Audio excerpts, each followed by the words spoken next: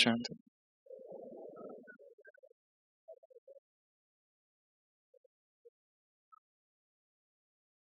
लगभग 200 वर्ष पूर्व जापान में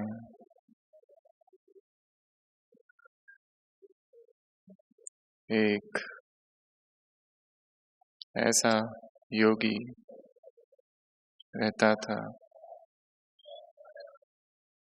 जो नित कहता था, जागो, नींद को त्यागो, जागो।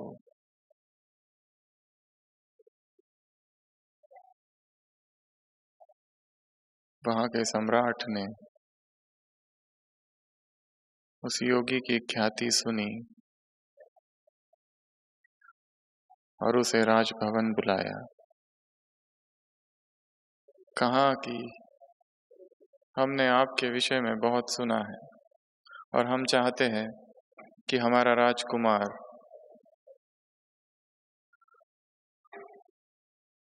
आपके प्रशिक्षण में जीवन की कुछ बातें सीखे, तो आप उसे यहीं रहकर कुछ बातें सिखाओ। वो योगी कहता है, अगर राजकुमार को कुछ सीखना है तो उसे मेरे पास आना होगा, मैं यहाँ नहीं आऊंगा और मैं उसे अपने ढंग से सिखाऊंगा जैसे मैं चाहूं। और इसमें कितना भी समय लग सकता है, ये निर्भर करता है उसकी प्रतिभा पर। 1 साल, 2 साल या और अधिक। और जो मैं कहूंगा उसे करना होगा और बीच से वो छोड़कर नहीं आ सकता। अगर ये शर्त मंजूर है तो ही मैं सिखाऊंगा। वो राजा मान जाता है। वो राजकुमार उस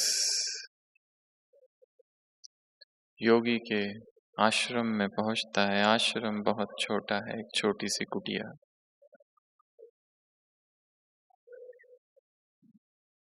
आते ही वो योगी उस राजकुमार से कहता है कि मैं तुम्हें जो कहूंगा वो तुम्हें करना होगा।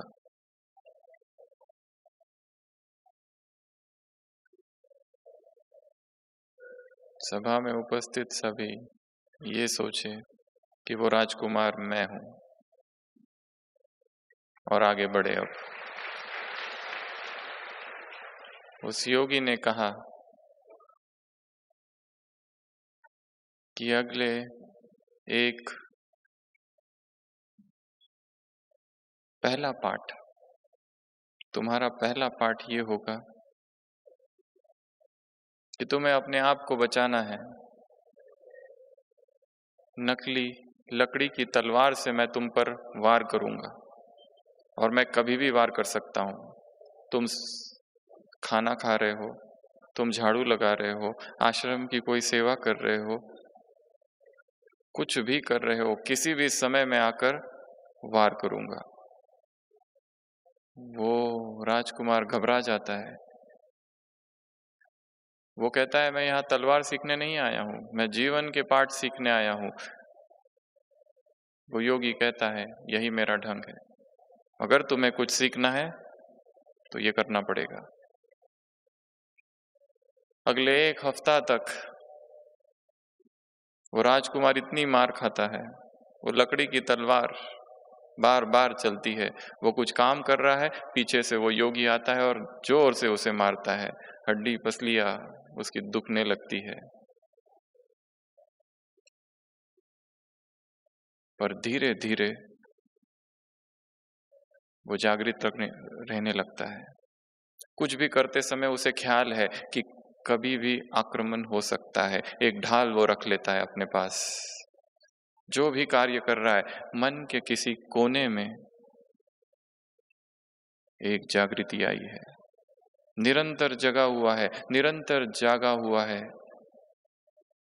कि कभी भी आक्रमण हो सकता है। और धीरे धीरे धीरे धीरे 3 मास हो जाते हैं और फिर एक भी वार उसे नहीं लगता है, क्योंकि अब वो हमेशा जागा हुआ है। हमेशा उसे पता है कि किसी भी समय वार हो सकता है और वो अपने आप को बचा लेता है।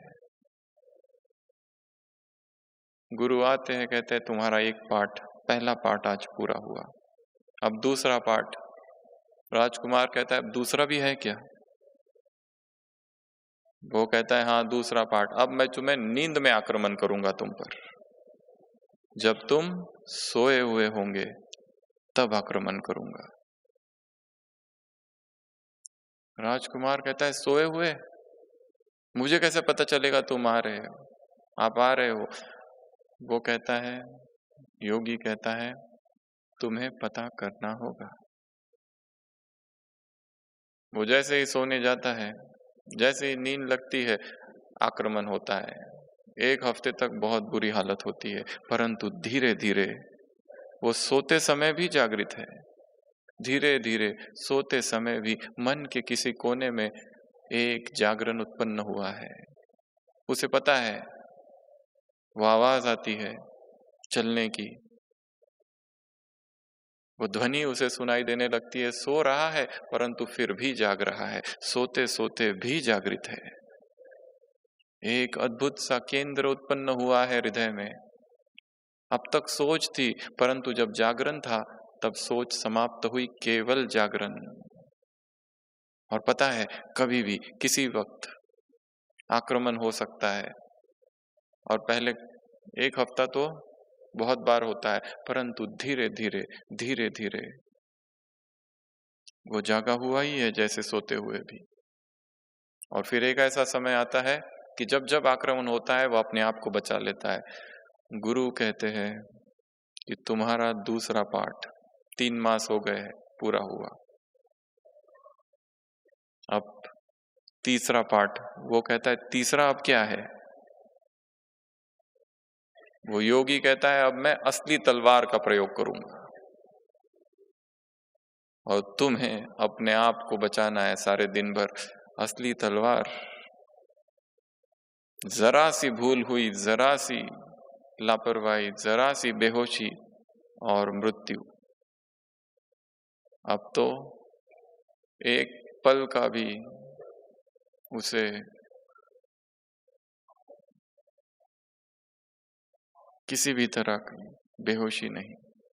इतना जागृत हो गया, इतना जागृत हो गया है कि अगले 3 मास तक एक बार भी ऐसा नहीं होता है कि उसे कोई चोट लगी। वो अपने आप को बचा ही लेता है, क्योंकि प्रतिपल नित वो जागृत है।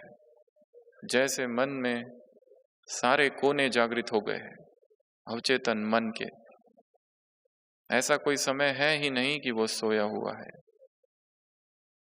ऐसा कोई पल ही नहीं है कि वो बेहोश है। ऐसा जागरण का केंद्र उत्पन्न हुआ है, और जहां जागृति है वहां विचार नहीं, विचार जैसे शून्य हो गए और केवल जागरण है।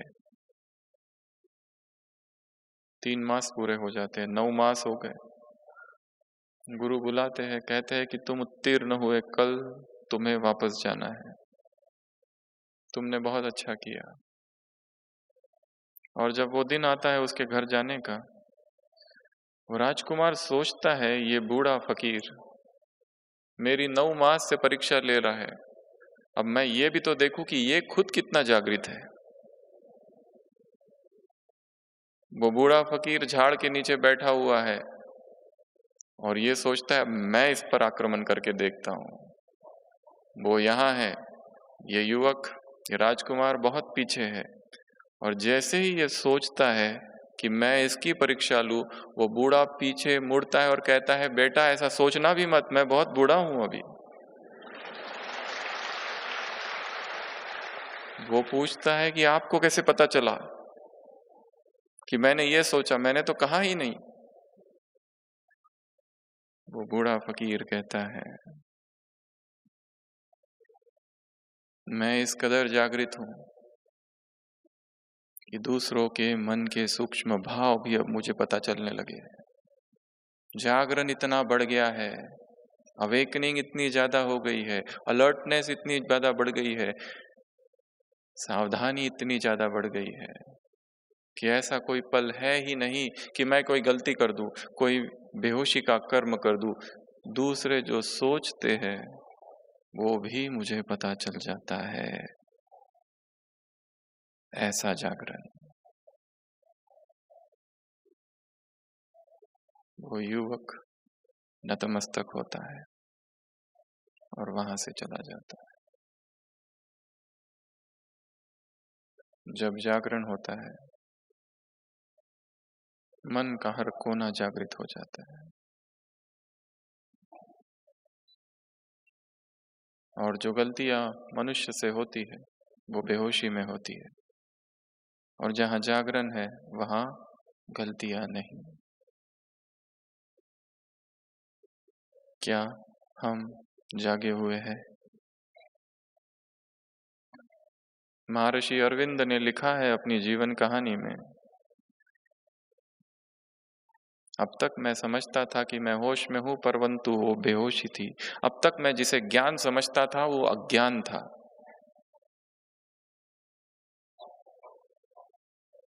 अब तक मैं अपने आप को जागा हुआ समझता था, पर मैं सोया हुआ था। ये हरेक को अपने आप से प्रश्न पूछना है, इस ब्राह्मण जीवन में हम बेहोशी में चल रहे हैं या जागरण की अवस्था में चल रहे हैं? यदि गलतियां हो रही है, यदि पश्चाताप का भाव है, किसी भी प्रकार का कोई भी दुख है, अर्थात जागरण नहीं। अभी अभी मुरली चली यहीं पर, एक धर्म, एक राज्य, सुख शांति और संपत्ति।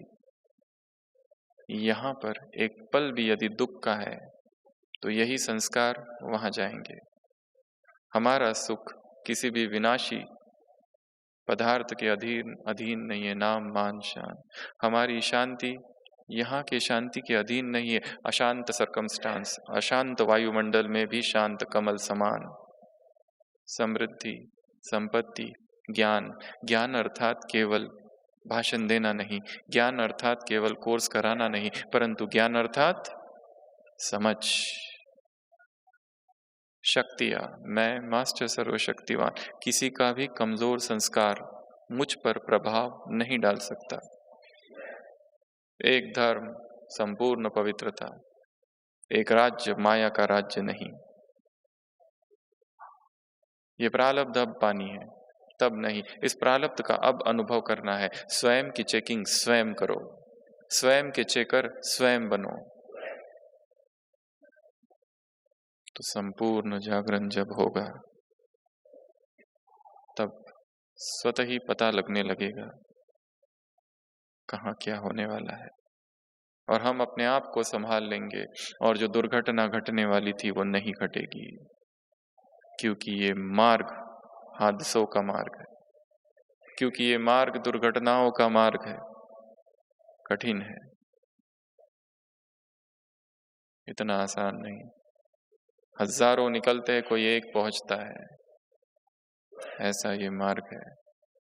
इसलिए सावधान, इसलिए अटेंशन प्लीज।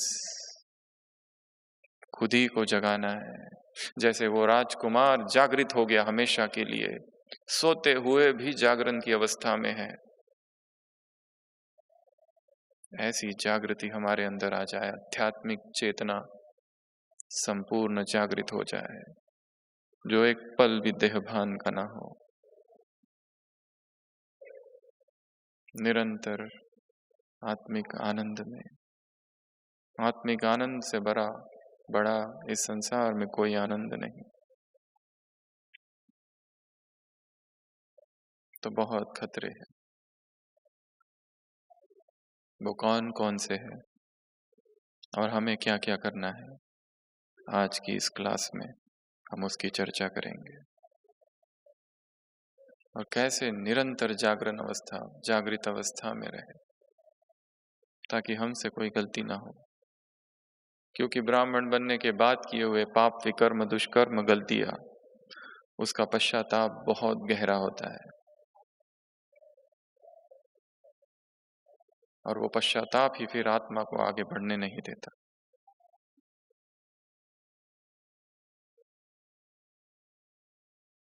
किसी शिष्य ने अपने गुरु से पूछा, मुझे एक ऐसी बात बताओ अध्यात्म की जो सारों का निचोड़ है, सारे शास्त्र, संपूर्ण अध्यात्म का एक निचोड़ है, वो एक बात बताओ।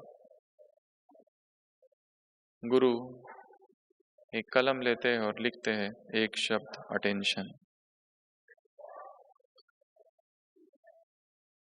शिष्य कहता बस इतना ही, मुझे और कुछ बताओ। गुरु लिखते हैं नीचे अटेंशन। वो कहता है अटेंशन मुझे पता है, मुझे और कुछ बताओ। गुरु तीसरा शब्द लिखते हैं अटेंशन। वो पूछता है अटेंशन तो मुझे पता है, पर अटेंशन का अर्थ क्या है वो बताओ। वो लिखता है अटेंशन अर्थात अटेंशन। यही सार है, निरंतर अटेंटिव, निरंतर सावधान, क्योंकि आगे बहुत खतरा है। तो वो कौन कौन से खतरे हैं इस मार्ग पर? है तो बहुत सारे, 10 की चर्चा आज हम करेंगे। सबसे पहली आग। साइन बोर्ड लगा हुआ है, सावधान आगे खतरा है। सबसे पहला खतरा है ब्राह्मण जीवन का आग। कौन सी आग? काम की आग।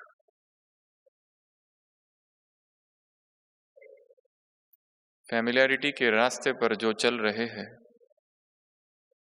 धीरे धीरे काम की आग का उन्हें सामना करना पड़ेगा। इस परिवार में जिन्होंने आपसी अत्यधिक घनिष्ठता के और मैत्री के संबंध स्थापित कर लिए हैं, और जहां पर गुह्य भाष्य चल रहा है, प्राइवेट कॉन्वर्सेशन चल रही है, मिलना चल रहा है, एक दूसरे को मिस करना चल रहा है, फैमिलियरिटी का ये मार्ग धीरे धीरे काम की आग की तरफ ले जाएगा।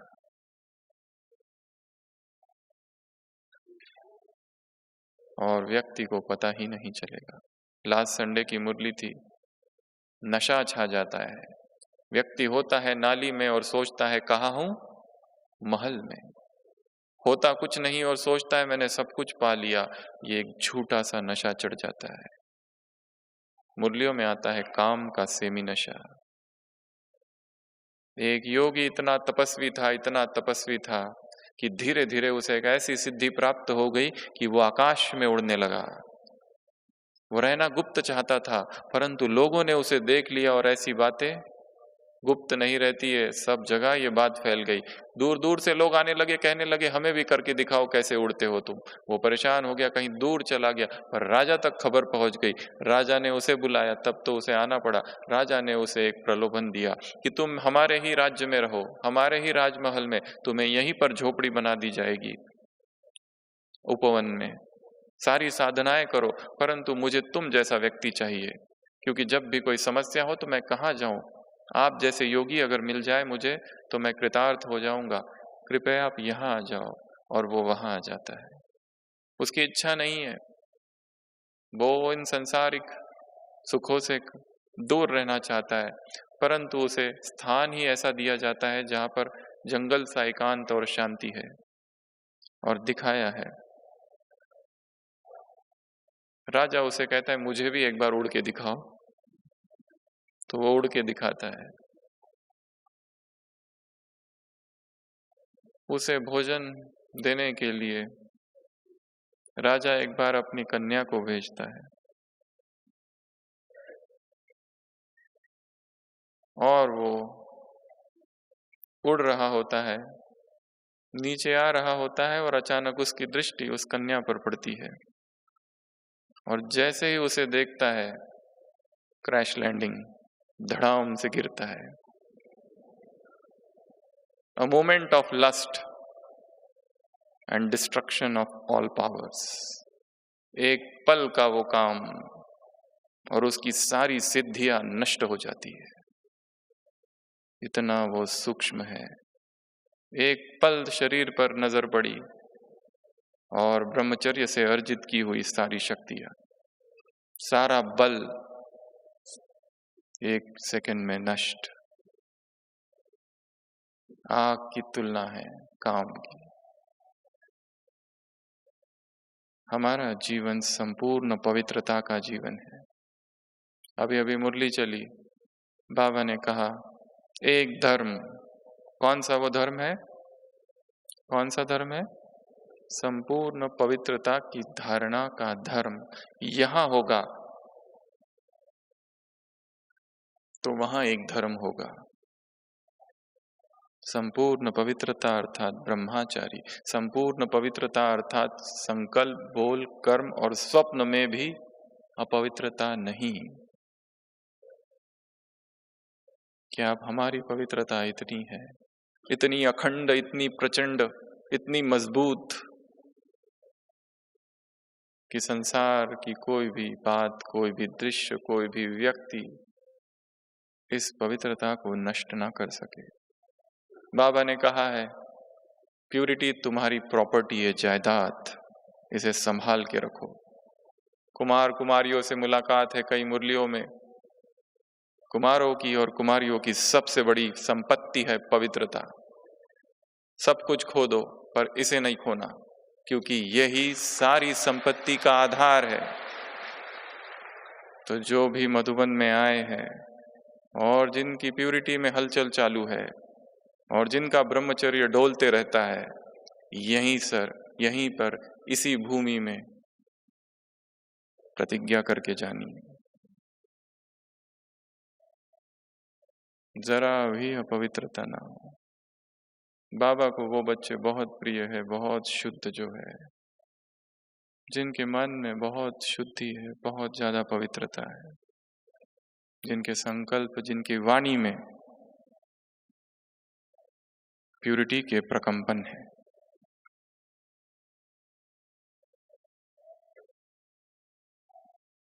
तो सावधान।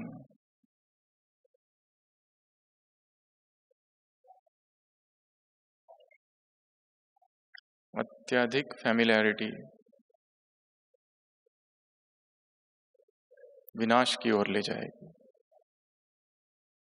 जितना हो सके इस ब्राह्मण परिवार में सबका प्यारा तो बनना है, परंतु प्यारे बनने की विधि है न्यारापन।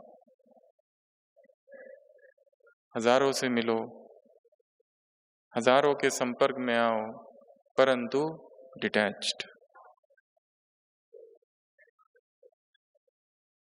किसी को विशेष भाई और किसी को विशेष बहन बनाना, फोन पर लंबी लंबी बातें, टू मच डिजिटल कांटेक्ट धीरे धीरे फ्रेंडशिप डेवलप कराएगी। फिर हर बात उस व्यक्ति से शेयर करनी है, हर बात उसे बतानी है, उससे बहुत सारी एक्सपेक्टेशंस है, और जब वो पूरी नहीं होगी तो दुख होगा फिर। और भगवान से आत्मा स्वतः ही दूर चली जाएगी। यहां तो बाबा कितनी सूक्ष्म बातें बता रहा है। नयनों की भाषा, संकल्पों की भाषा, भावनाओं की भाषा, ये रूहानी अलौकिक जीवन की भाषा है। ये भाषाएं कब सीखेंगे? क्योंकि बुद्धि तो देहधारी में अटकी हुई है। सभी देहधारियों से प्रेम तो है, परंतु सच्चा प्यार एक से है। तो ही हमारी वाणी में शक्ति आएगी, तो ही हमारे संकल्प सिद्ध होंगे। क्योंकि बुद्धि एक रस है, और जब भी किसी व्यक्ति में बुद्धि अटकी हुई है तो हलचल में है, एकाग्र नहीं हो सकती। मुरली पढ़ने के लिए, मुरली याद रखने के लिए, मुरली को समझने के लिए सबसे ज्यादा एक वस्तु की आवश्यकता है, और वो है संपूर्ण एकाग्रता। जिसकी एकाग्रता जितनी अधिक, वो उतना अधिक ग्रहण कर सकता है। अगर बुद्धि ही डिवाइडेड है, स्कैटर्ड है, तो कैसे ज्ञान का अर्जन होगा। और जहां ज्ञान नहीं वहां अंधकार है, जहां अंधकार है वहां दुख है। स्पिरिचुअल क्लैरिटी कैसे आएगी? देख कैसे सकेगी मुरली बुद्धि ये सत्य क्या असत्य क्या, नित्य क्या अनित्य क्या, सार क्या असार क्या? जो असार है उसी को सार समझेगी, जो झूठ है उसी को सत्य समझेगी।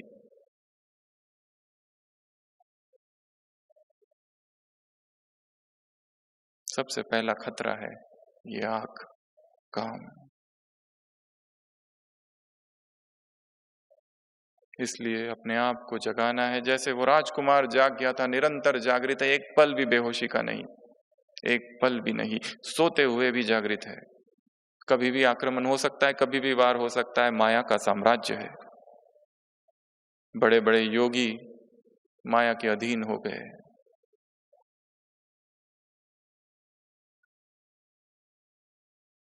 दूसरा खतरा, इस खतरे से बचने के लिए क्या जरूरी है? प्रतिज्ञा। यज्ञ में किताब है, सभी कुमार जो बैठे हैं, भाई जगदीश भाई जी की लिखी हुई ब्रह्मचर्य, उसे पढ़े जरूर। अव्यक्त बाप दादा की मुरलियों का संकलन है संपूर्ण पवित्रता, ये दूसरी किताब। इन दो किताबों का अध्ययन करना है सभी को, ताकि बाबा ने पवित्रता के लिए आज तक जो कुछ कहा, ऐसा कुछ ना हो जो हमें पता ना हो और जिस पर हमने चिंतन ना किया हो। दूसरा खतरा, बारिश। पुराने संस्कारों की या पुरानी यादों की बारिश। अचानक से वो बारिश आ जाती है, अचानक से वो संस्कार इमर्ज हो जाते हैं और हम गिर पड़ते हैं। छोड़ चुके थे वो सब कुछ, पर अचानक पुराने बात यदि याद आ गई तो वो संस्कार फिर से इमर्ज हो जाते हैं।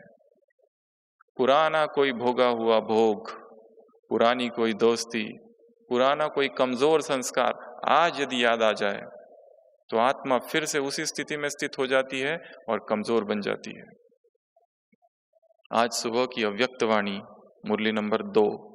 बच्चे प्रश्न पूछते हैं, बाबा ये मुश्किल है, पुराने संस्कार है हमारे, क्या करें? बाबा ने 4 उत्तर दिए हैं। पहला, ये तुम्हारा जन्म कौन सा है? मरजीवा जन्म। तो पुरानी बातें कैसे याद आ रही है? वो तो मर चुका है, वहां पर शरीर जला देते हैं, यहाँ पर क्या तुमने नहीं जलाया है? पुराने संस्कार, पुराने स्वभाव और पुरानी स्मृतियां, ये सबसे पहला उत्तर है बाबा का आज की वाणी से। नया जन्म, जीवंत मृत्यु का ये जीवन है। पुराना सब कुछ खत्म हो गया है। आत्मा ने इसी शरीर में नया जन्म लिया है। वो शूद्र जन्म था, वो विकारी जन्म था, अब नया जन्म है। संपूर्ण पवित्रता का ये जन्म है। इसमें वहां की कोई भी बात, कोई भी याद रिजेक्ट कर दो उसको। ये पहला उत्तर। दूसरा उत्तर था, यदि संसार में कोई मर गया हो और वो जिंदा हो जाए तो उसे क्या कहा जाता है? भूत। ये है माया के भूत। अगर वो संस्कार जो मर चुका था वापस लौट कर आ गया, अर्थात वो माया के भूत। और भूतों को कोई अपने घर पे नहीं रखता है, क्या करता है? उसको भगाता है। अगर कोई संस्कार इमर्ज हो रहा है जो बचपन का है, जो अज्ञान काल का है, या इसी ब्राह्मण जीवन में बेहोशी की अवस्था का है, रिजेक्ट इट, हटा दो उसको। तीसरा उत्तर, ये कहना कि ये हमारे पुराने संस्कार है, बाबा ने कहा ये स्वयं को धोखा देना है। ये कहना कि ये मेरा नेचर है, ये मेरा स्वभाव है, मैं क्या करूं? हम तो ऐसे ही बोलते हैं जोर से, हम तो ऐसे ही डांटते हैं, हम तो ऐसा ही क्रोध करते हैं, ये मेरा स्वभाव है, मैं क्या करूं? हमको तो ऐसे ही रोना आता है बार बार, छोटी छोटी बातों में। बाबा ने कहा सेल्फ डिसेप्शन, खुद को धोखा दे रहे हो। और चौथा उत्तर था बाबा का, अच्छा तो तुम्हें पुराने से बहुत प्यार है, तो सबसे पुराना क्या है? अनादिकाल के संस्कार, वो इमर्ज करो। ये तो मध्य के है, और मध्य को क्या कहा जाता है? बीच। और बीच भंवर में क्या है? परेशानी। ये हमारे संस्कार ही नहीं है, ये रावण के संस्कार है। रिजेक्ट कर दो उसको। ये कहो ही नहीं कि ये मेरा स्वभाव बन गया है, रोने का, रूठने का, रूसने का, दुखी होने का, परेशान होने का, चिंता करते रहने का। बाबा ने कहा बच्चा बन जाओ। 7 बातें गिनाई है सुबह की वाणी में। अगर बच्चे बन गए तो क्या होगा? बच्चा अर्थात पहला, मालिक बन जाओगे। दूसरा, बच्चे बन गए तो बेफिक्र बादशाह बन जाओगे। तीसरा, निरंकारी और निराकारी का अनुभव करोगे। हद का जो भी है वो परिवर्तित हो जाएगा। चौथा, पांचवा, मास्टर नॉलेजफुल। इस एक शब्द में सारा ज्ञान समाया हुआ है, बच्चा। छठवा, माया से बच जाओगे। और सातवां, बोझ कम हो जाएगा। बोझ है मैं और मेरे का, शरीर को भी अमानत समझोगे। बच्चा बन जाओ। सुबह की अव्यक्त वाणी, मुरली नंबर 2।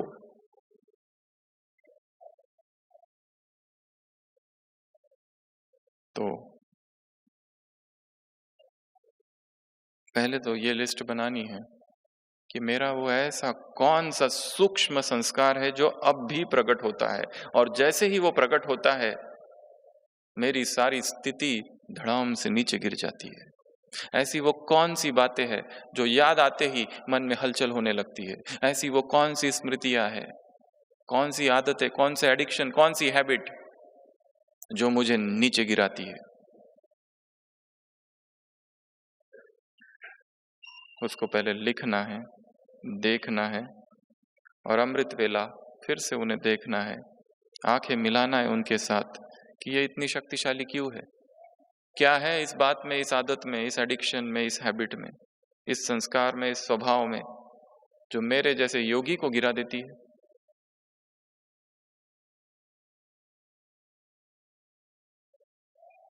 बाबा ने कहा स्वयं के चेकर खुद बनो, स्वयं की चेकिंग खुद ही करो। कोई दूसरा कब तक हमारी चेकिंग करेगा और कब तक हमें समझाएगा, बताएगा? हमें खुद ही को खुद देखना है, और हमसे अधिक हमें कौन देख सकता है? क्योंकि जब ये बारिश होती है तो सब कुछ बह जाता है। वो जो ज्ञान और योग के गांव खड़े कर रखे थे, घर खड़े कर रखे थे, ये ऐसी बारिश आती है कि सब कुछ डुबा देती है। इसीलिए अपने उस एक संस्कार पर काम करना है जिस पर सब कुछ करने के बाद भी वो अब भी विद्यमान है। सब कुछ कर लिया, ज्ञान योग सारा लगा दिया, पर वो संस्कार अब भी है, जा नहीं रहा है। वो हो सकता है किसी में मोह है, इतना गहरा मोह कि उस व्यक्ति के बिना रह नहीं सकते। उसे कुछ होता है तो यहां कुछ होता है।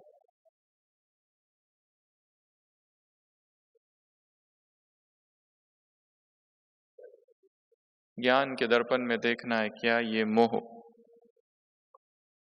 बाबा को स्वीकार है। अपने आप को बाबा के सामने खड़े करना है और बाबा से कहना है, बाबा मेरा इस व्यक्ति के साथ जो संबंध है क्या तुम्हें स्वीकार है?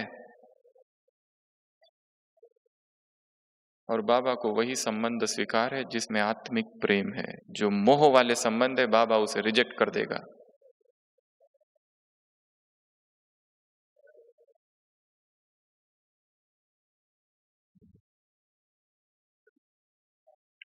तीसरा, लाइटनिंग, बिजली। तीसरा खतरा है इस मार्ग में अचानक जो बिजली गिरती है, और बिजली अर्थात बुरी खबर, बैड न्यूज। हम यहां बैठे, अचानक घर से फोन आ गया, स्वजनों की मृत्यु, स्वजनों की बीमारी। अचानक जो हमारा अपना था, हम जिसको अपना कहते थे, उसे कोई बीमारी हो गई, अचानक उसे कुछ हो गया, तो क्या हम हिल जाएंगे? अचानक न्यूज आ जाए कि हमारी सारी संपत्ति जो हमने जमा कर रखी थी एक धक से खत्म हो गई, क्या अवस्था होगी? हमें याद है जब हम मुंबई में थे, वहां पर एक डॉक्टर युगल है, उनका एक ही बेटा था, लंदन भेजा डेंटल की पढ़ाई के लिए, डॉक्टर बन गया डेंटल का। सुबह उसने फ़ोन किया कि पापा मेरा रिजल्ट आ गया है, मैं पास हो गया हूँ, बहुत खुश। और दोपहर को फ़ोन आया कि उसका एक्सीडेंट हो गया है। और ये नहीं कि वो हॉस्पिटल लेके गए, डेथ ऑन द स्पॉट। दोनों माँ बाप शॉक में चले गए, कुछ शब्द ही नहीं बोल पाए, कुछ भी नहीं, जैसे डेड हो गई पूरी सोच। वो फोन सुनते सुनते ही, ऐसा भी नहीं कि हॉस्पिटल लेके गए, सीरियस है, फोन आया, ऑन द स्पॉट डेथ। 6 महीने तक दोनों डिप्रेशन में चले गए, माँ बाप, एक ही बेटा। ऐसी बहुत सारी बिजलियां गिरेगी, क्या हम तैयार हैं? 3-4 दिन पहले मुरली में था, अभी ये बच्ची यहाँ बैठी है, ये ट्रेन में चली जाए, इसकी डेथ हो जाए तो बाबा कहेगा ड्रामा। सबने सुनी है मुरली, 3-4 दिन पहले आई थी। मैं इसकी खांसी ठीक करने थोड़ी ना है, ये इसकी भोगना है, ये इसका हिसाब किताब है, मैं तो पतित से पावन बनाने आया हूं, हर एक को जाना है। क्या हम इतने तैयार हैं इस खतरे के लिए कि कभी भी अचानक से कोई न्यूज आ जाए, हम अचल अडोल रहे? वो न्यूज कुछ भी हो सकती है, कुछ भी, अलौकिक जीवन की, लौकिक जीवन की, आर्थिक, जॉब रिलेटेड, कुछ भी। इतनी हमारी मानसिक, आध्यात्मिक, आंतरिक तैयारी है। आज हम यहाँ हैं, कोई कहे यहाँ से चले जाओ,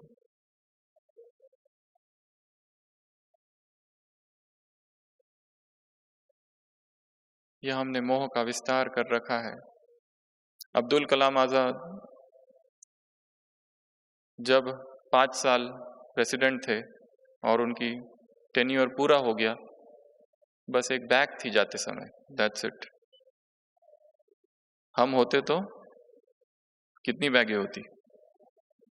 मधुबन में कितनी बैग लेके आते और कितनी बैग लेकर जाते हैं? 2 लेकर आते हैं, 4, किसी किसी की 5, किसी किसी की 8। दादी जानकी ने कभी कहा था, विदेशियों से मुलाकात, विदेशियों से बात कर रहे थे क्लास में, कि ऐसा कौन है जो दूसरे देश में जाए और वहां से कोई भी वस्तु खरीद के बिना खरीदे वापस आ जाए? उसको दादी कहेगी, इसमें जरा भी लोभ नहीं है, आंखें डूबती है नई वस्तुओं को देखकर, ये खरीदूं, वो खरीदूं, ये चाहिए, वो चाहिए। या तो व्यक्तियों में मोह, या तो वस्तुओं में लोभ, कुछ भी नहीं चाहिए। हमें अपने आप को अंदर से ऐसा मजबूत बना के रखना है, ना यहाँ की प्रशंसा चाहिए, ना किसी की स्तुति चाहिए। बाबा ने कहा ये सब विनाशी है, अविनाशी का आधार विनाशी नहीं हो सकता। अभी जो मुरली चली यहाँ पर,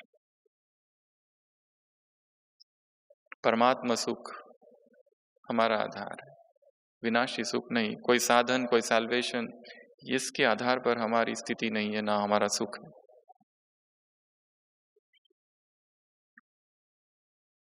तो तीसरी ये बिजली है जो गिरेगी हर एक पर, इसलिए सावधान। अभी से मन को तैयार करना है, नष्ट मोहा बना के रखना है। सबने सुना होगा थॉमस एल्वा एडिसन 1910, उसने जितना संशोधन किया था थाउजेंड आइलैंड पार्क, वो सब कुछ वहां पर न्यू जर्सी में आग लग गई, पूरे प्लांट को आग लग गई। और वो देख रहा है इतने वर्षों की सारी मेहनत, सारा रिसर्च एडिसन का जल रहा है। उसका बेटा भाग कर आता है, कहता है पिताजी ये क्या हो रहा है? पिताजी कहते हैं, look, all our mistakes are getting burnt up. हमने जो जो गलतियां की है ना, वो जल रही है। इतनी अचल अडोल स्थिति। और वो कहता है जाओ अपनी माँ को बुला के लाओ, उसने कभी ऐसा दृश्य देखा नहीं होगा। इतना करोड़ों का नुकसान हो रहा है सामने, वो देख रहा है, कर क्या सकते। परंतु दुखी नहीं हुआ, 6 मास के अंदर सब कुछ फिर से खड़ा करके रखा। ये उसके बेटे ने रीडर डाइजेस्ट के 1952 के एडिशन में अपने पिताजी के विषय में ये घटना लिखी। ऐसी बहुत न्यूज आएगी, यहाँ ये हुआ वहां वो हुआ।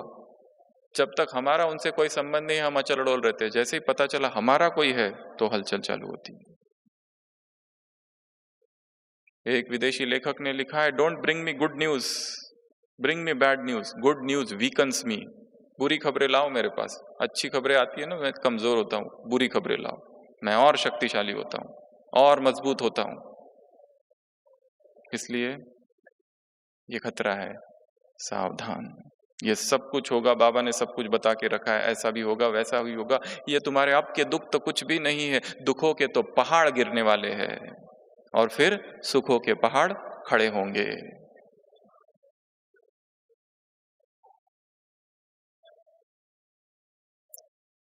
अगला खाई, अगला खतरा है खाई। इस रास्ते में खाई आएगी और वो खाई है विकारों की खाई। एक बार उसमें गिरे कि उससे निकलना बड़ा मुश्किल है। फिर एक व्यक्ति ने अपनी जीवन कहानी लिखी है, 5 अध्याय, चैप्टर नंबर 1। मैं रास्ते से जा रहा था, एक गड्ढा था, मेरा ध्यान नहीं था, मैं गड्ढे में गिर गया। मैं चिल्लाया, मेरी गलती नहीं है, इट्स नॉट माई फॉल्ट, मेरी गलती नहीं है, और मैं कभी निकल ही नहीं पाया। चैप्टर नंबर 2, मैं रास्ते से जा रहा था, एक गड्ढा था, मुझे पता था वहां गड्ढा है पर मैंने ध्यान नहीं दिया, मैं फिर गिर गया और जोर से चिल्लाया, गलती मेरी नहीं है, गलती मेरी नहीं है, और मुझे बहुत समय लगा निकलने के लिए। चैप्टर नंबर 3, मैं रास्ते से जा रहा था, एक गड्ढा था, वही गड्ढा था, पर मेरा ध्यान नहीं रहा और मैं फिर गिर गया, और फिर वो चिल्लाया, गलती मेरी है, गलती मेरी है, और मैं बहुत जल्दी निकल गया। चैप्टर नंबर 4, मैं रास्ते से जा रहा था, वही गड्ढा था, मैं गड्ढे के बाजू से निकल गया। चैप्टर नंबर 5, मैंने रास्ता ही बदल दिया।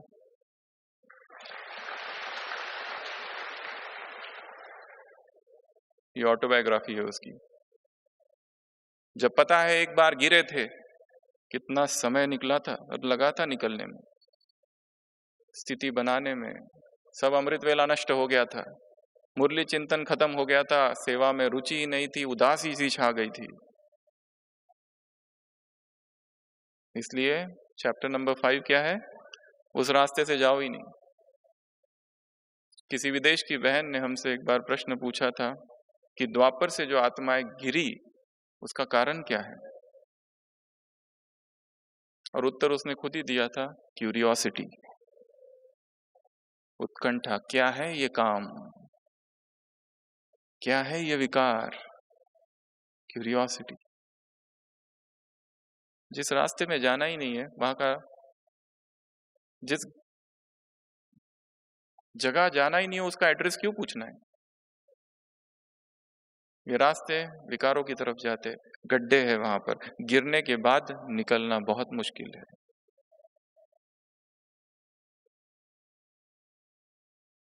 अव्यक्त बाबा के महावाक्य है, कुमार कुमारियां बाबा से पूछते हैं, बाबा हम क्या करें। माँ बाप कहते हैं शादी करो। बाप कहते हैं, बाप की याद में यदि गला भी कट जाए तो उच्च पद पाओगे, पर विकार में नहीं जाना। करने दो जिसको जो करना है, जबरदस्ती कोई नहीं कर सकता। गाय नहीं हो कि कोई भी बांध कर कहीं पर भी ले जाए, बकरी हो नहीं।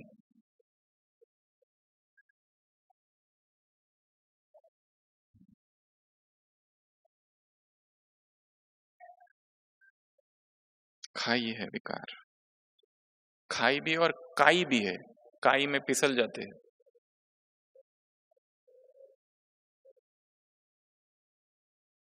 उसके बाद है सुनामी,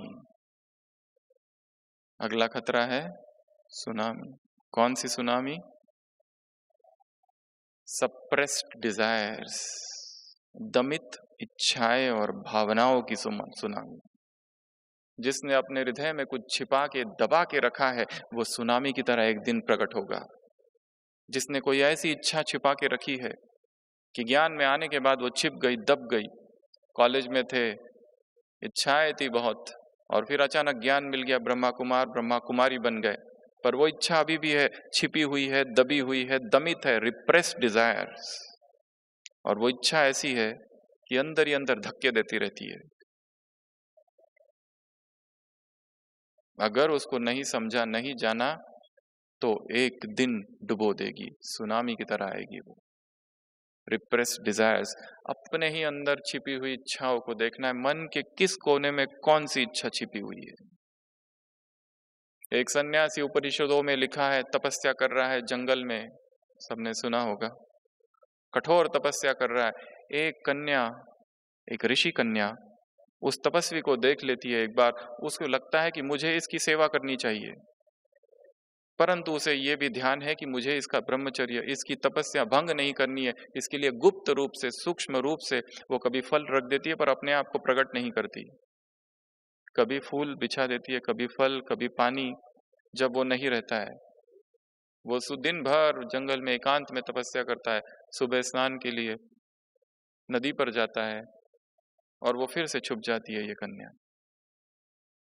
पर दिखने में कुरूप है, दिखाया है। वो तपस्वी की तपस्या बढ़ रही है, ऊपर इंद्र का सिंहासन डोल रहा है। इंद्र एक ऐसा खेल करता है कि वो जो कुरूप कन्या होती है उसको रूपवती बना देता है,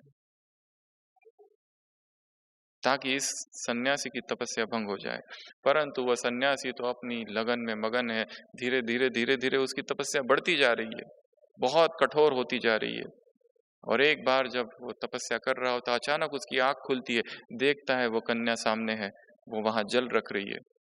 वो उसे देखता है, आंख बंद कर लेता है, और वो वहां से चली जाती है। उस कन्या को बहुत दुख होता है कि उसने मुझे देख लिया, और वो सोचती है अब मैं यहाँ नहीं रहूंगी, हमेशा के लिए चली जाऊंगी यहाँ से, क्योंकि मुझे किसी की तपस्या भंग नहीं करनी है। परंतु उसे अंदर से थोड़ी खुशी भी होती है कि उसने मुझे देखा, तो उसे पता तो चला कि मैं हूं जो इतने महीनों से उसकी सेवा कर रही थी।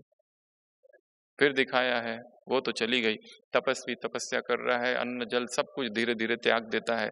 ऐसी घनघोर कठोर तपस्या, वो मिट्टी का ये बन जाता है ऊपर से पहाड़। इंद्र प्रकट होते, कहता है मैंने आज तक ऐसी तपस्या किसी को करते नहीं देखा, बोलो तुमको क्या चाहिए, क्या तुमको स्वर्ग चाहिए? वो सन्यासी कहता है मुझे स्वर्ग नहीं चाहिए। इंद्र को आश्चर्य होता है, फिर कर क्यों रहे थे इतनी तपस्या? मांगो तुम्हें जो मांगना है, क्या तुम्हें मोक्ष चाहिए? मैं तुम्हें मोक्ष दे दूंगा। वो तपस्वी कहता है, वो युवा सन्यासी कहता है मुझे मोक्ष भी नहीं चाहिए। इंद्र कहता है फिर तुम्हें चाहिए क्या? वो तपस्वी कहता है वो कन्या कहाँ है?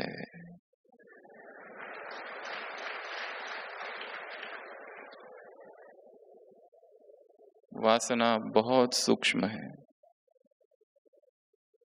छिपी है किसी कोने में मन के, उसे वहीं दबोच के बाहर निकालना है, नहीं तो वो सुनामी बन जाएगी। लौकिक में थे, इच्छा थी बहुत नाम मान शान हो जाए, फिर ब्रह्मा कुमारी में आ गए, नाम मान हुआ ही नहीं, परंतु अंदर से छिपी सी इच्छा है। इसलिए सेवा करके आते हैं, सेवाओं का समाचार सुनाने को कहा जाता है, वो सेवाओं का कम, मैं का समाचार ज्यादा होता है।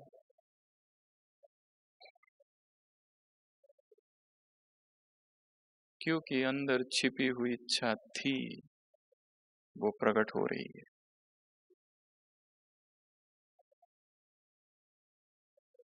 अपनी सूक्ष्म इच्छाओं को देखना है। Suppressed and repressed desires will come out as tsunami one day, नहीं तो सुनामी का रूप धारण करके आएगी। उसके बाद अगला है रेगिस्तान, डेजर्ट। अकेलेपन का रेगिस्तान खतरा है। अचानक ब्राह्मण जीवन में अकेला अकेला महसूस होता है। इतने कुमारों का हमको फोन आता है, कहते हैं कुमार कि हम क्या करें, अभी तो ठीक है पर आगे जाके हमारा कौन सहारा रहेगा, अभी से अकेलापन लगता है, क्या किया जाए? बाबा ने मुरलियों में कहा तुम्हें चतुर्भुज विष्णु बनना है, शायद वो समझ लेते यहीं पर बनना है। और यहीं पर साथी ढूंढने लगते हैं।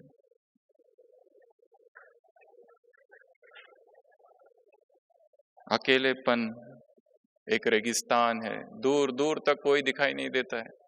इस रेगिस्तान में दुखी हो जाती है आत्मा। क्यों अकेलापन आता है ब्राह्मण जीवन में? सब कुछ होते हुए, इतना बड़ा परिवार है, इतना बड़ा सेवा केंद्र है, इतना बड़ा मधुबन है, दादिया है, ज्ञान है, सब कुछ है, परंतु फिर भी अंदर में अज्ञात सा अकेलापन है। ऐसा लगता है कोई चाहिए, कुछ मिल जाए। उपाय, शायद बाप को अपना अंतरंग साथी नहीं बनाया है। और एक दूसरी सूक्ष्म बात, ज्ञान को अपना साथी बना लेना है। ज्ञान चिंतन को अपना साथी बना लेना है तो अकेलापन नहीं आएगा। रोज की मुरली सामने है, उसके चिंतन में डूब जाओ, अकेलापन स्वतः ही खत्म हो जाएगा। अकेलापन है अर्थात ज्ञान की कमी, अकेलापन है अर्थात प्रभु प्रेम की कमी। अभी अभी मुरली चली, बाबा ने कहा मस्तक में चमकती हुई रेखाएं देख रहे, आंखों में रूहानियत देख रहे, हृदय में लवलीन अवस्था देख रहे, हाथों में खजाने देख रहे, होठों पर मधुर मुस्कान, रूहानी मुस्कान, अलौकिक मुस्कुराहट देख रहे, मुख में श्रेष्ठ वाणी देख रहे हैं बाप दादा, कदमों में, हर कदम में पदम देख रहे हैं। 7 बातें थी, क्या वो सब हम में है? शायद नहीं है, इसलिए तो अकेलापन है। इतना बड़ा सेंटर, परिवार, सब कुछ है, परंतु खालीपन क्यों है पता नहीं।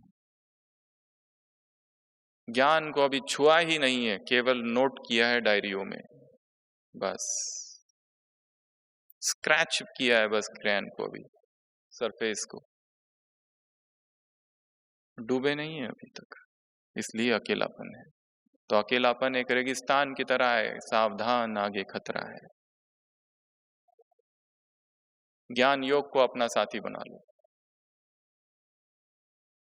उसके बाद है अंधकार। कौन सा अंधकार? अहंकार का अंधकार। अभी अभी मुरली चली, बाबा ने काम दिया था, लिस्ट बनाओ, किसकी? रॉयल मैपन की। किसकी लिस्ट बनाओ? रॉयल मैपन की। ये बड़ा सूक्ष्म है और लंबी लिस्ट है इसकी। तीव्र पुरुषार्थियों की 2 निशानियां, एक वो देवता होंगे, दूसरा निर्माण और निर्माण। 3 खाते जमा करने, स्वपुरुषार्थ का खाता, पुण्य का खाता, और तीसरा निस्वार्थ का खाता। मैंपन नहीं, अहंकार, मैंने ये किया, मैंने वो किया, मैं ऐसा करता हूं, मैं वैसा करता हूं, मैंने ऐसा भी किया, मैंने वैसा भी किया। हमने किया क्या है? कुछ भी तो नहीं किया। या हमारे सामने दादी आए, उन्होंने सर्वस्व समर्पित कर दिया, उनकी सेवाओं के आगे हमारी सेवाएं क्या है? कुछ भी नहीं। और फिर भी छोटी मोटी सेवाओं का इतना प्रोपोगंडा और इतना अहंकार। सेवाओं की आड़ में मैं का पोषण कर रहे हैं।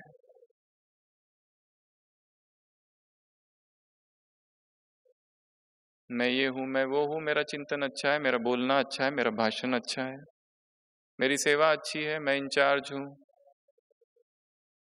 मैं निमित्त हूं। निमित्त का भी अहंकार। हम निमित्त है ऐसा बोलते भी निमित्त मात्र। अपने ही मैं की खोज करनी है। कहाँ ये मैं आ जाता है? थोड़ा सा किया कुछ, तुरंत मैं। थोड़ा सा कुछ किया, हमें स्तुति की कामना है, अपेक्षा है, प्रेज की, एप्रिसिएशन की, रिकॉग्निशन की। कोई पूछे ये भोजन किसने बनाया? हमने बनाया, तो खुशी होती है।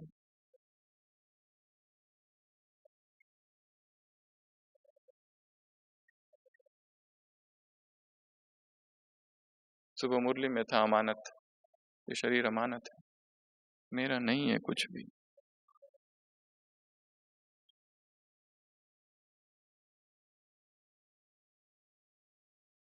अंधकार है, अहंकार। उसके बाद है भूकंप, अर्थक्वेक। कौन सा भूकंप?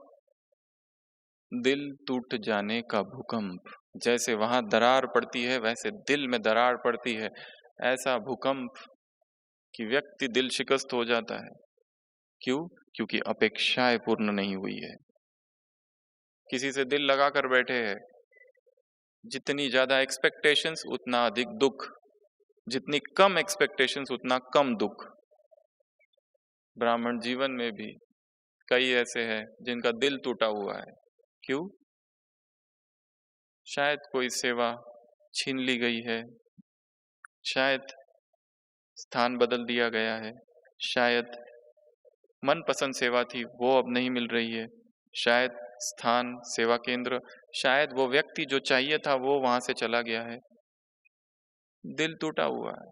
शायद जिसके साथ लंबा समय रहे उसने शरीर छोड़ दिया, शायद किसी ने धोखा दे दिया। हार्ट फेल, हार्ट ब्रेक, ये भूकंप की तरह है। इसलिए अधिक से अधिक शेयरिंग केवल बाबा के साथ हो, बस। जितना व्यक्तियों से शेयर करेंगे उधर शेयरिंग अपने आप कम होते जाएगा। अपनी कहानी, दुख की, परिस्थिति की फोन पर किसी व्यक्ति को 1 घंटा सुनाई, अब बाबा के सामने क्या सुनाएंगे? भूकंप की तरह है ये। इसलिए इससे बचना है। बार बार अपने आप को देखना है कि मैं जहां हूं वो कैसी अवस्था है। अच्युत अडोल, श्रेष्ठ, आत्माभिमानी, बाबा जैसा चाहते हैं वैसी है या कुछ और है? सच्चाई स्वीकार करो। हम संसार के लोगों से कहते हैं पहले ये मानो कि तुम्हारी दुर्गति हुई है तो सद्गति का मार्ग हम दिखाएंगे। अगर सद्गति चाहिए तो सबसे पहले स्वीकार करना होगा कि मेरी दुर्गति हो गई है। और ब्राह्मण बनने के बाद, कई वर्ष ब्राह्मण जीवन में चलने के बाद यदि दुर्गति हुई है तो इसे भी स्वीकार करना है, ताकि इससे निकल तो सको। नहीं तो नीचे ही नीचे, नीचे ही नीचे, नीचे ही नीचे, नीचे नीचे जाते रहेंगे। जैसे किसी गेंद को, बॉल को सीढ़ी पर फेंक दो, क्या ऊपर आएगा वो? No chance, it will go down. नीचे नीचे नीचे नीचे जाते जाएगा। स्थिति भी ऐसी है, नीचे जाने लगी तो नीचे ही जाएगी।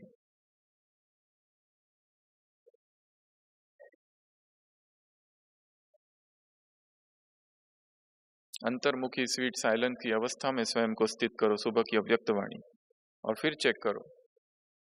ये 3 भाषाएं हैं।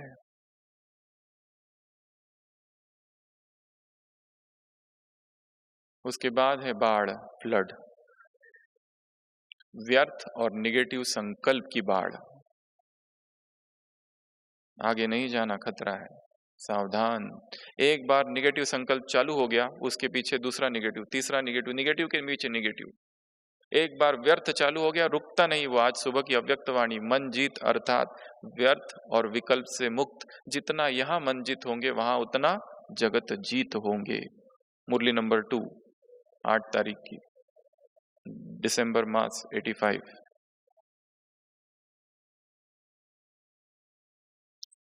व्यर्थ का कारण क्या है मेरे जीवन में?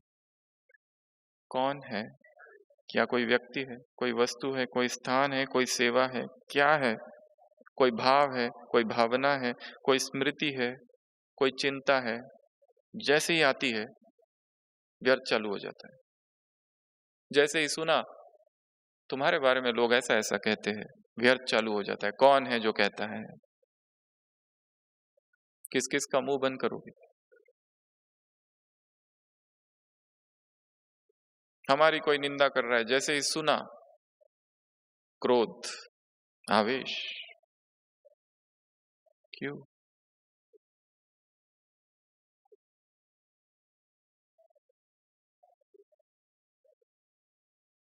आज सुबह डबल विदेशियों का क्लास था, चर्चा थी, टॉपिक था पिलग्रिम्स प्रोग्रेस। आध्यात्मिक राही की प्रोग्रेस हो रही है, कैसे समझे? बैरोमीटर क्या है? क्या मापदंड है जिससे पता चले कि मेरी प्रोग्रेस हो रही है? फ्रीडम कितना हुआ है अंदर? एक तरफ स्तुति, एक तरफ निंदा, दोनों ही साक्षी होकर देख रहे, ये है progress. Freedom from desires, internal desire. एक तरफ विरोध, क्रिटिसिज्म, दूसरी तरफ वाह वाह वाह वाह, बहुत अच्छा, तुम योगी हो, तुम तपस्वी हो, तुम महान हो। ये दोनों ही अवस्थाओं में जो मुक्त है, और कितना मुक्त है वो डिफाइन करेगा कितनी आध्यात्मिक प्रोग्रेस हो रही है। एक बहन ने, विदेशी बहन ने हमसे कभी प्रश्न पूछा था, बहुत सीनियर बहन, शायद 40 साल से ज्ञान में, उससे भी ज्यादा। उन्होंने पूछा था, तुम कौन हो? Who are you? और उन्होंने कहा कि मुझे वो उत्तर मत देना जो मैं जानती हूं। Who are you? ये अपने आप से पूछना है, मैं हूं कौन, क्या हूं, कहाँ हूं। सूचनाएं बहुत है, आत्मा हूं, परमात्मा की संतान हूं, परमधाम निवासी हूं, घर जाना है, बहुत सूचनाएं एकत्र कर लिए। इसे ज्ञान नहीं कहा जाता। ज्ञान अर्थात समझ, ज्ञान अर्थात अंडरस्टैंडिंग, ज्ञान अर्थात अनुभव, ज्ञान अर्थात विवेक, ज्ञान अर्थात परिवर्तन, ज्ञान अर्थात प्रैक्टिकल एप्लीकेशन।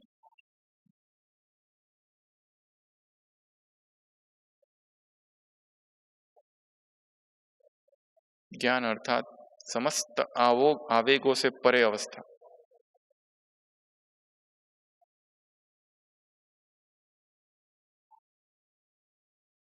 तूफान है तूफान, व्यर्थ और निगेटिव का। देखना है कौन सी चीज है जो निगेटिव लाती है मन में, पॉजिटिव इमोशंस कैसे क्रिएट किए जाए इस निगेटिव परिस्थिति में।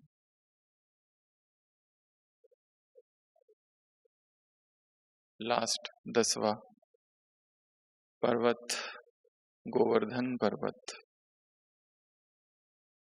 सावधान, आगे खतरा है, एक बहुत बड़ा पर्वत है, और वो पर्वत है इस तीव्र पुरुषार्थी जीवन में आने वाले सारे विघ्न। कौन से विघ्न है? अमृत वेला निर्विघ्न चल रहा है या उसमें विघ्न है? यदि अमृत वेला ही शक्तिशाली नहीं तो दिन शक्तिशाली कैसे हो सकता है? चाहे दिन भर कितनी भी सेवाएं कर लो, स्थिति डगमग होती रहेगी, क्योंकि अमृत वेला फर्स्ट श्रीमत है, वही मिस कर दी। बाबा के महावाक्य है, अमृत वेला 1 घंटा कम, उधर 1 जन्म कम।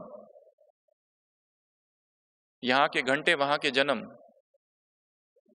क्या कर रहे हैं हम अमृत वेला के साथ? क्या अमृत वेले में कोई विघ्न है? मुरली में कोई विघ्न है? चिंतन हो रहा है या बस संसार का चिंतन चल रहा है? बुद्धि उसी में डूबी रहती है, धंधा व्यवहार, या केवल सेवा सेवा सेवा बुद्धि में फिरती रहती है, योग है ही नहीं। ये ना भूले, सेवा is the 4th subject of Brahma Kumaris. जिन्होंने इसको फर्स्ट बनाया है और ज्ञान योग को छोड़ा है, सेवा ही उनके लिए बंधन और संस्कारों का टकराव का कारण बनेगी। सेवाओं के जंगल में तपस्या खोना चाहे।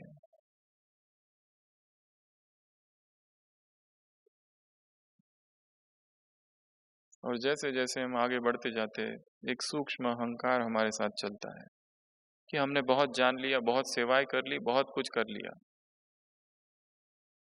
फिर से बच्चा बन जाओ, सुबह की साकार मुरली, फिर से छोटा बच्चा बन जाओ। बाबा ने कहा इस एक शब्द में सारा ज्ञान समाया हुआ है। जो संसार का महाज्ञानी नहीं जानता है, कोई पंडित नहीं जानता है, वो तुम जानते हो, बस एक शब्द को जानने से। बच्चा, मास्टर नॉलेजफुल हो गए हो। जैसे एक कंपनी है कार की, कार तैयार है बनकर, ब्रांड न्यू कार अंदर ही बनी है बहुत बड़ी कंपनी में। अब कंपनी से कार को बाहर निकालना है, पर वो जो दरवाजा है वो थोड़ा छोटा पड़ गया, वो जो ऊपर स्क्रैच होने की संभावना है। सब चिंतित हो गए, अब कैसे निकाले, इतनी महंगी कार, आज तक ऐसी कार नहीं बनी है, इतनी नई। पर ये तो हमने सोचा ही नहीं है कि आप इस दीवार को, इस दरवाजे को तोड़ दे, क्योंकि कार को निकालना अर्थात स्क्रैच हो सकती है ऊपर से। सब लोग सोच रहे हैं क्या करना चाहिए, क्या करना चाहिए।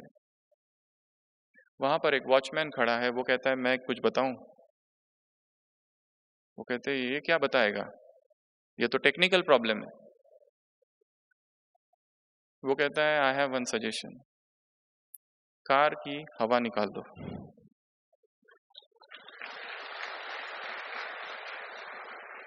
कार बाहर आएगी। इधर बहुत हवा भर के रखी है मैगी।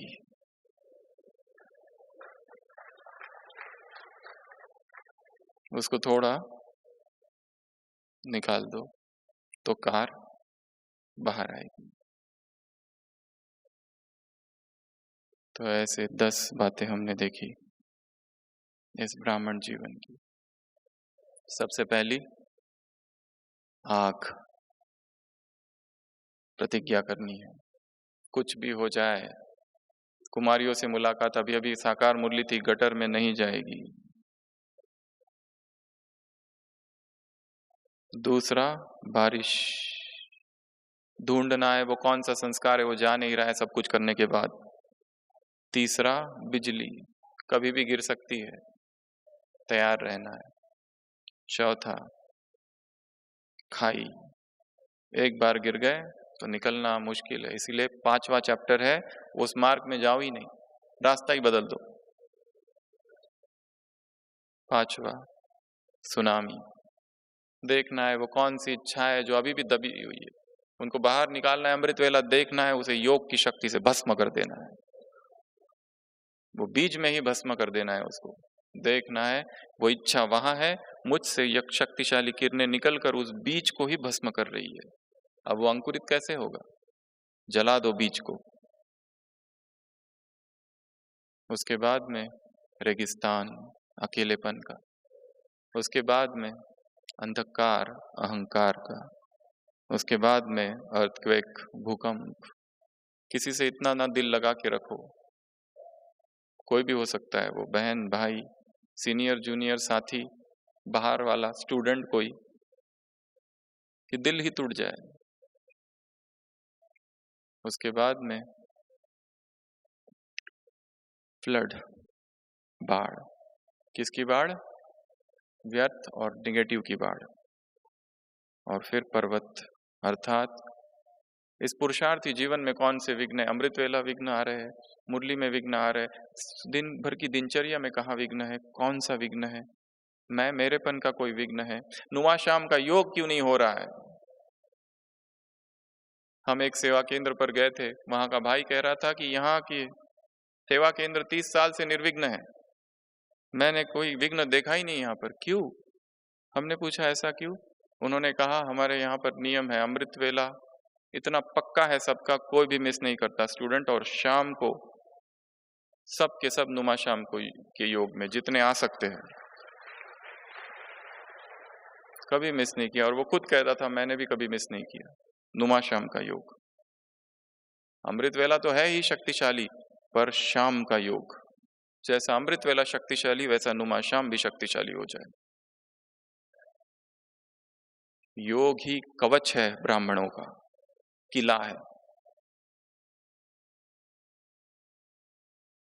तो विघ्न कौन कौन से है? तो सावधान, अटेंशन। तो सभी अलर्ट होके बैठेंगे।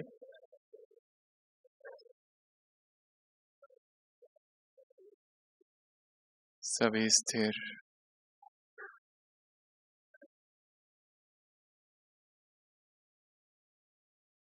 शरीर की सारी हलचल समाप्त।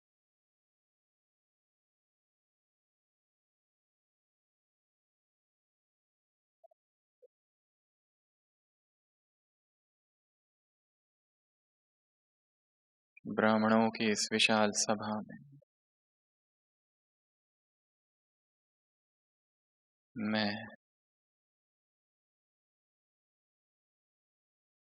एक शक्तिशाली आत्मा हूं।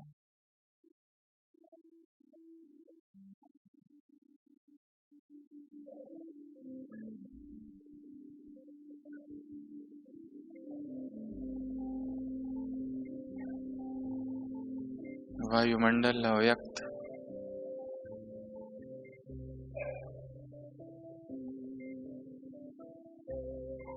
एक अलौकिक मौन,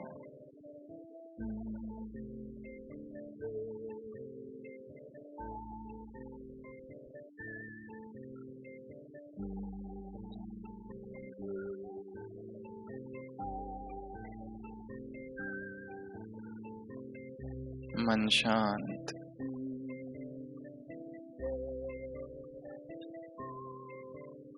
एकाग्र,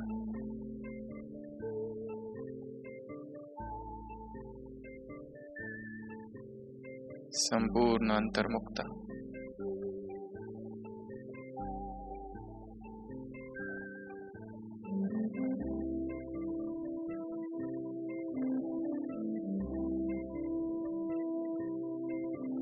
शरीर, मन स्थिर,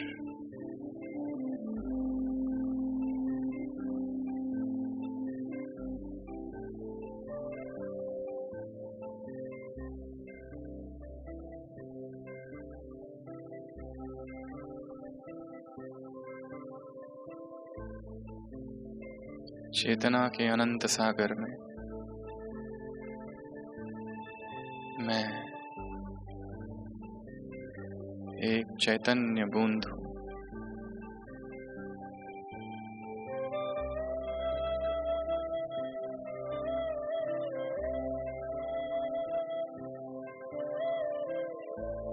भ्रुकुटी तख्त पर विराजमान एक चैतन्य सत्ता,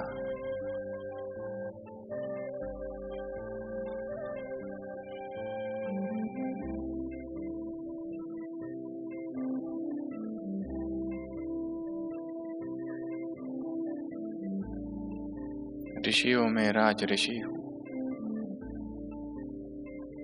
तपस्वियों में महातपस्वी, ब्रह्मचारियों में अखंड ब्रह्मचारी,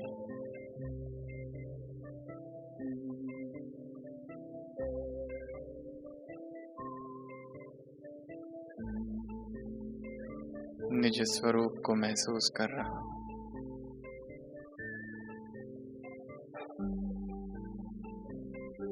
देह के भव्य भाल पर मैं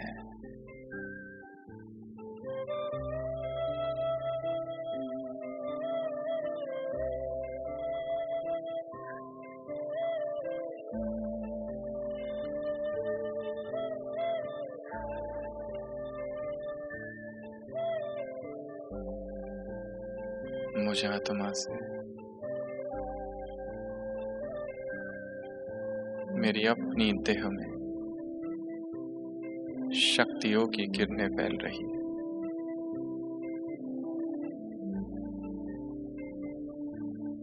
पवित्रता की रश्मियां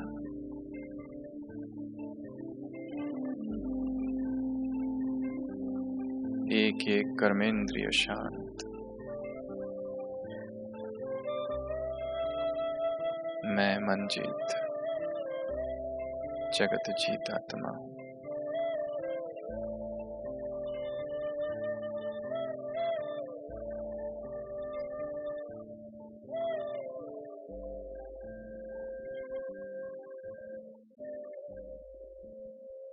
ये संसार, ये शरीर, इन सब से परे मैं आत्मा उड़कर जा रही हूँ आकाश में। फरिश्ता रूप है, सूक्ष्म शरीर, देहभान से परे अवस्था,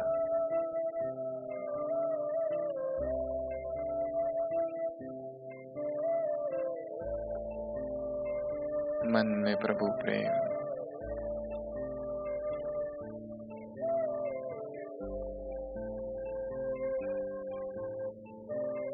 सूक्ष्म वतन, स्वयं अव्यक्त बाप दादा सम्मुख बाबा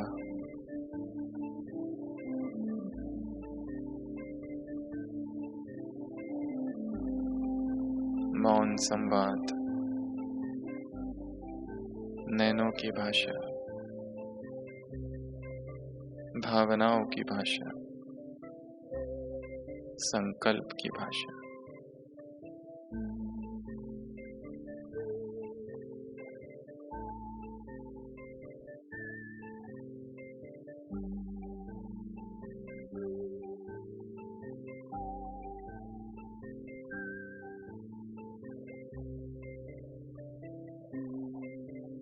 प्रभु प्रेम में डूबी हुई चेतना बाबा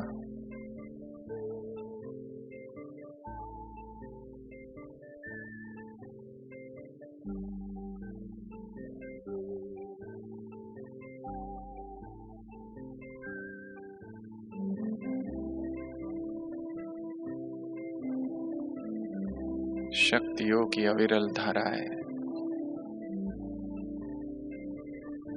अव्यक्त बाप दादा से मुझ में आ रही।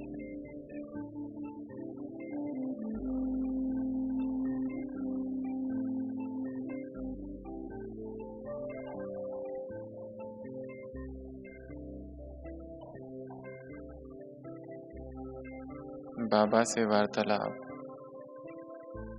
बाबा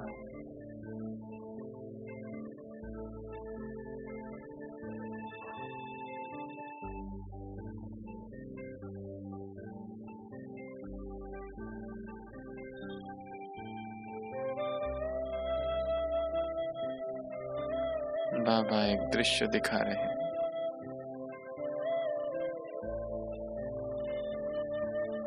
मुझे ये अपना जीवन एक पर्दे पर स्पष्ट दिखाई दे रहा है।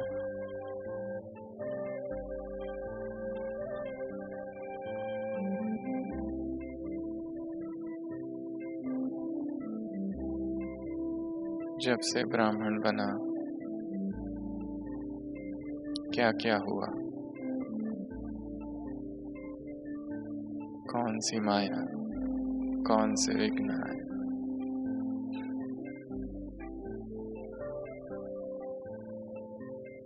साक्षी होकर स्वयं को देख रहा हूं। वो आग, वो बारिश, वो बिजली,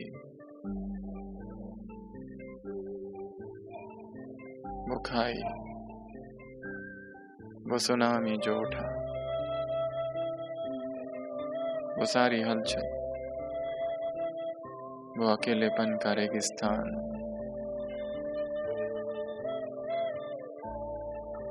वो अहंकार का अंधकार, वो भूकंप,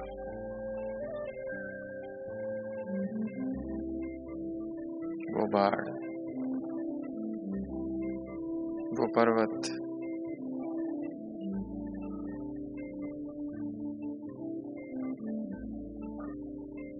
सब कुछ दिखाई दे रहा है।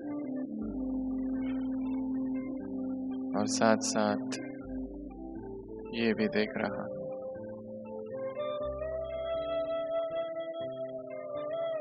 कि हर समय बाबा तुमने कैसे मदद की,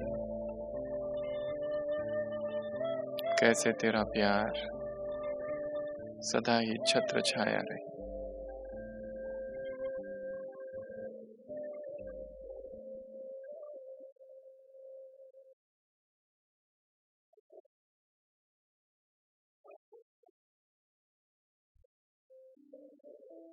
जागरण की अवस्था,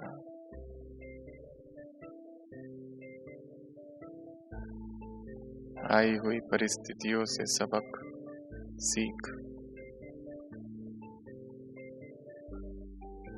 हर चोट ने शक्तिशाली बनाया।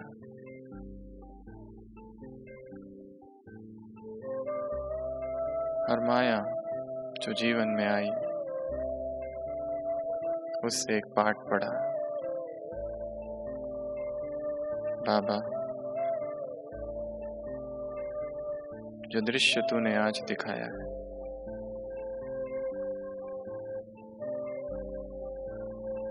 ये देखकर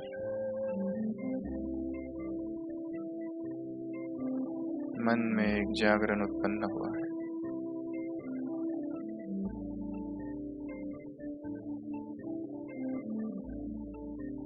एक सावधानी,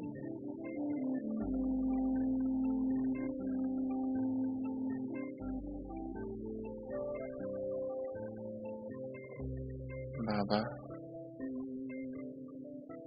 तेरा लाख लाख धन्यवाद। इस पुरुषार्थी जीवन में एक तू ही सहारा है, जीवन का तू ही केंद्र है, तू ही एकमात्र संबल आधार।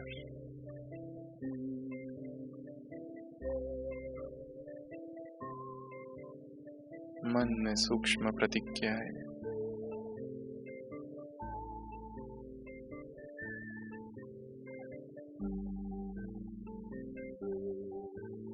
नई सुबह जैसे हुई है, नया उमंग जैसे जागा है, नई समझ जैसे आई है, रूहानी बेहोशी से जैसे मुक्ति हुई है।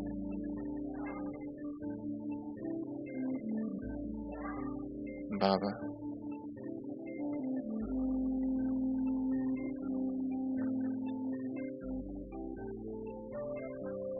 मैं खो रही हूं तुम में।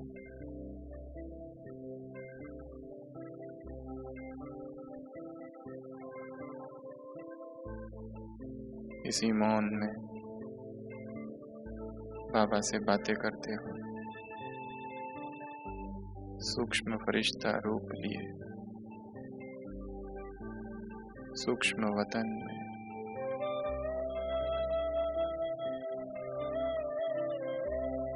अव्यक्त स्थिति में स्थित रहना है। बस एक वो है और मैं हूं और कोई नहीं। उसका वरदानी हाथ सिर पर है और कुछ नहीं। तुम ही सर्वस्व हो, तुम ही सर्वे सर्वा हो। बाबा,